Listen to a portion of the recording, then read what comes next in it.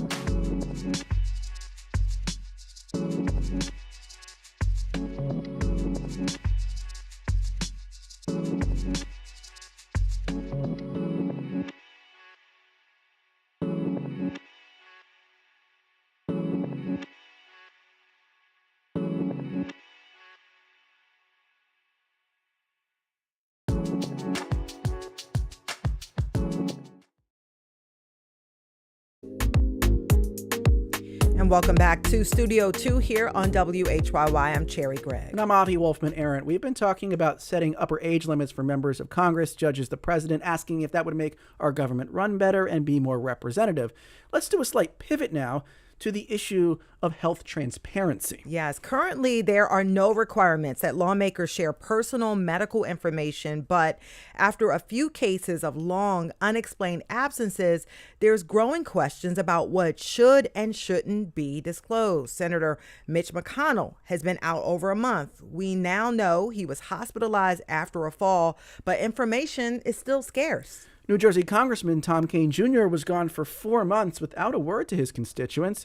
When he finally returned to the House floor, he explained he was being treated for depression. Yeah, that leads us to our big question for the rest of the hour. Should elected officials disclose medical issues that interfere with their job? How do you balance a lawmaker's right to privacy and the public's right to representation? Give us a call, 888-477-9499. Email studio2@whyy.org. And hello to our Facebook and YouTubers. You can leave your comments in the chat. And I'll reintroduce our guest. Maya Kornberg is a senior fellow at the Brennan Center for Justice at NYU Law and the author of Stuck: How Money, Media, and Violence Prevent Change in Congress. And joining us now is Adam Gentleson, former chief of staff for U.S. Senator John Fetterman and the president of Searchlight Institute. Adam, welcome to the show. Thank you. It's great to be here. And so, Adam, you found yourself in one of the most difficult positions imaginable. You weren't simply a political advisor and chief of staff to your former boss, Senator John Fetterman. You were someone who believed a senator's health had become a matter of public concern. Can you take us back? And I want you to explain to us when you first believed that this had crossed the line from a private medical issue into something that needed to become public. Yes. So with Senator Fetterman, the precipitating health event for him was a pretty severe stroke that he suffered in May of 2022 when he was running for the Senate seat. And at that time, I was sort of, an advisor to his campaign, but didn't have a major role, but, sort of observed it closely. And that was, public. He was off the campaign trail for a while. When he came back, the effects of the stroke were still very noticeable in his speech and his processing. And he went on to win that race. And actually, one of the things that was interesting about it was it seemed like the public generally was very sympathetic towards his ability to sort of keep going and get back out there on the campaign trail, even though he was clearly still suffering some severe effects. So initially, you had sort of a public validation of the people of Pennsylvania saying, we want this man to represent us, even though we are very aware of his health issues. He somewhat famously, there was a debate between him and his opponent, Dr. Oz, where the results of the stroke were very evident. So this was not something that was lost on anybody who voted in that election, right? Everybody cast their vote knowing what the deal was with his health.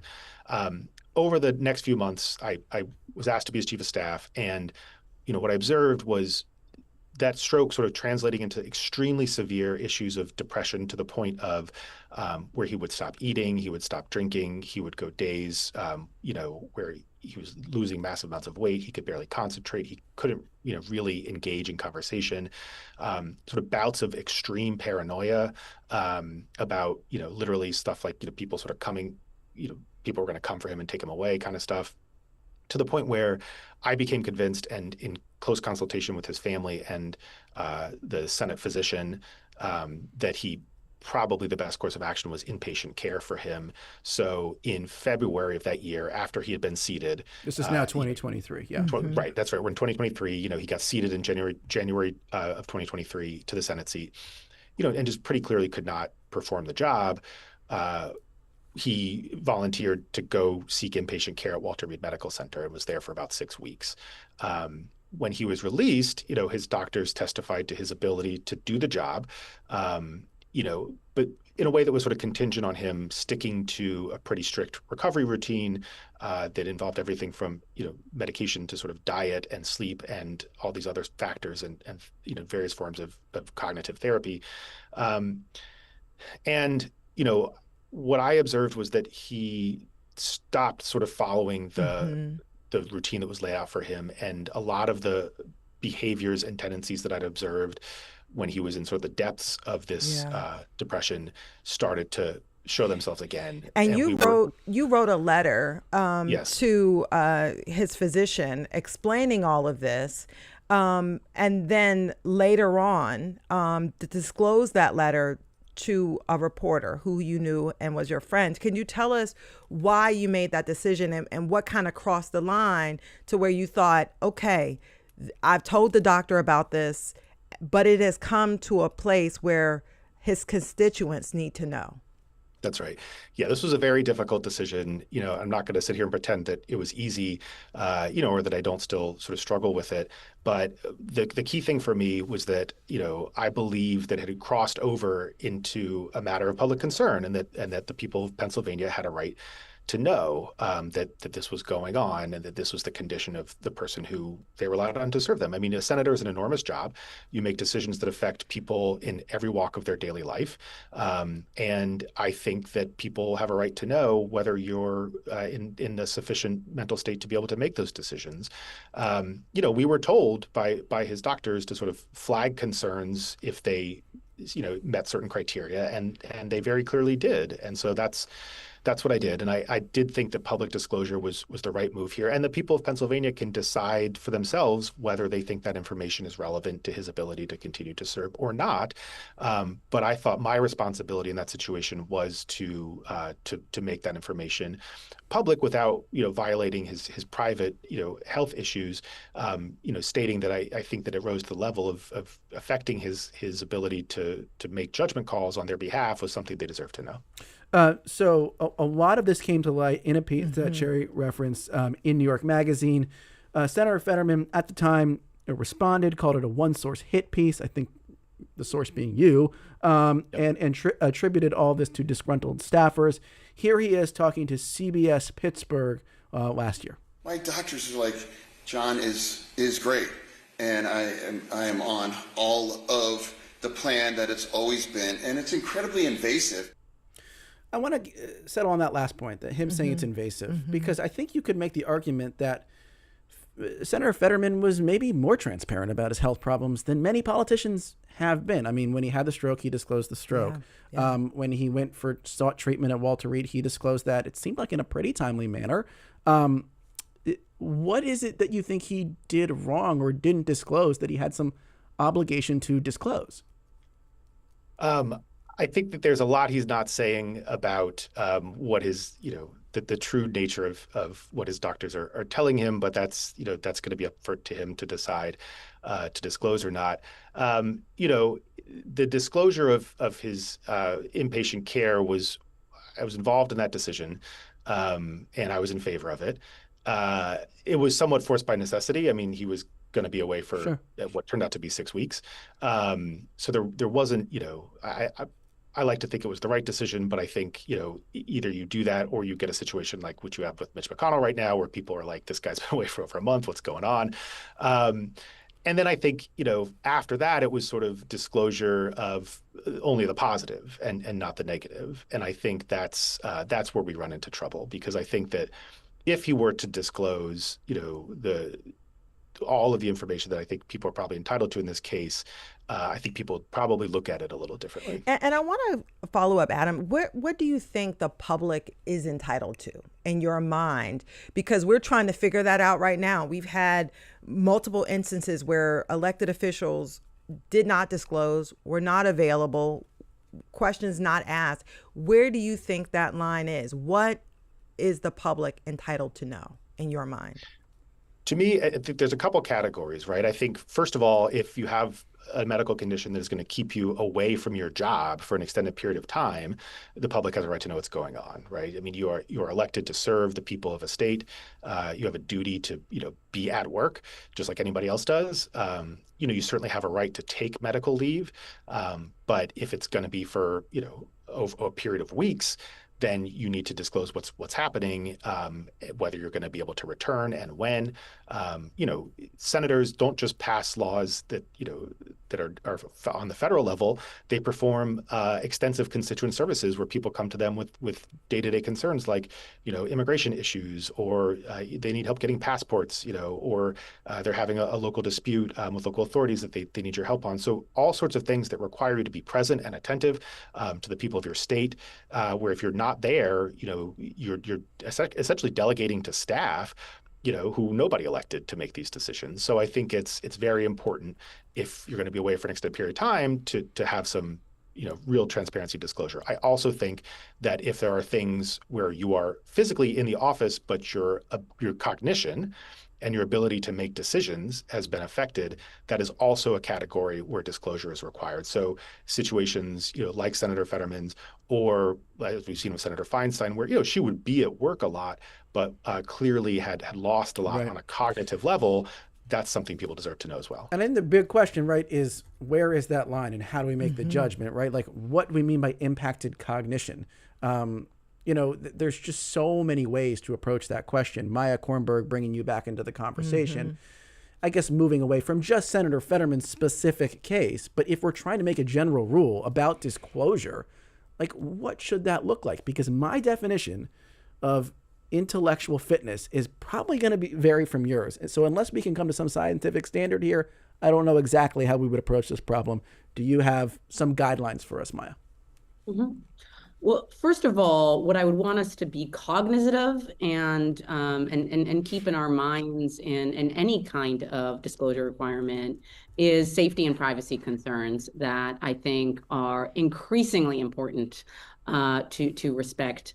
I've done a lot of work on political violence and the increasing violence faced by electeds at all level, and increasingly their families, their spouses, their children. I have argued for the importance of address confidentiality for members of Congress and for others. And I think that anything that would potentially expose sensitive information about members, about their personal lives, their homes, their families, is something that we need to approach with a great amount of caution. I do think that in terms of what we should proactively have as a kind of threshold, a lot of the examples that we just gave are examples of people who just aren't in Congress. They're not in Washington, D.C. They're not able to do their jobs. And this is not new. I mean, one of the issues that people might not remember when we think about the famous example of the caning of Senator Charles Sumner. Is that then he was largely absent from Congress for 3 years because of his medical condition. So I think being able to show up and do your job is important. And I think that when it comes to public disclosure of your personal information, we need to be approaching that with great caution. And the last thing that I'll say about disclosure of any kind, I have been a proactive advocate for banning congressional stock trading for quite some time. And one of the issues with any kind of disclosure, whether it be financial, whether it be health disclosures or anything in Congress, is that enforcement is very spotty and very lacking. So sure, I think that we need more disclosure. We need more transparency when it comes to finances and perhaps when it comes to health. But one of the reasons that I am a proponent of an age limit for members of Congress is that I don't have a lot of faith that internal structures right now in Congress are going to allow for any kind of disclosures to really be enforced in the way that... Adam, real quick, where do you think the line should be? Because I think someone might look at your testimony here and say, look, he made the wrong judgment call. Fetterman is still in Senate. He's doing the job in some way. Ultimately, your determination that he was sort of careening down a path of self-destruction was wrong, and that it should never have been disclosed, that there were these continuing issues. I mean, what do you think the line should look like, where a senator should be forced to tell the public, I am having some sort of health problem? Yeah. I think, it would be great for staff to not be put in that position. I think what would be optimal is if there was some sort of a public ombudsman from a medical perspective, right? Because, what I heard was doctors saying things in private and then saying different things in public. Right. And so, when you're in that position as a staffer and it's pretty clear to you that the public is being misled, that makes it very difficult. And that's the problem, is that those doctors' obligation is not to the public, it's to their patient. Now, this assumes the person can remain independent in Washington, D.C., right? Right. And so, right. And did you feel like it was the staff's duty to do that? Because I wanted to piggyback on Avi's question as we get ready to wrap up. I mean, the line, and then whose duty is it to hold the line? Because do you think it's staffers? Do you think it's the elected official? Like, who has that duty of disclosure? This is where I lean towards transparency, because I think we live in a democracy, and I think without disclosing details, which I did not do, I disclosed my concerns, and I think the public is perfectly entitled to do with that information what they will. We weren't releasing medical records, or weren't releasing names of medications or things like that, but I think that knowing that somebody who saw this person up close and personal every day had concerns on this level is relevant information to people who are going to decide whether they want this person to serve them or not. And they can decide that it's not important to them, or they can decide that it is. But I think that putting that information in the public sphere does become an obligation at a certain point when you sort of see things on the level that I witnessed. Well, that's Adam Gentleson, former chief of staff for U.S. Senator John Fetterman and the president of Searchlight Institute. Adam, fascinating conversation. Thank you so much for coming on today on Studio 2. You bet. Thanks for having me. And same to you, Maya Kornberg, senior fellow at the Brennan Center for Justice at NYU Law and author of Stuck: How Money, Media, and Violence Prevent Change in Congress. Maya, thanks for sticking with us the whole hour here on Studio 2. Thank you so much for having me. Yes, and I'm sorry to Michelle from Abington and Ray from Collegeville, callers that we did not get to. And thank you to everybody who wrote in. We got some great comments today. And of course, I got to say thank you to our producers, Debbie Builder, Hazel May Bryan, Paige Murray Bessler, and Ben Abrams. Mike Schiffler is our visual producer. Tina Calicay and Diana Martinez engineered today's show. Our executive producer is Kevin McCory. From Studio 2 here at WHYY in Philadelphia, I'm Cherry Gregg. I'm Avi Wolfman-Arent. We'll talk to you tomorrow.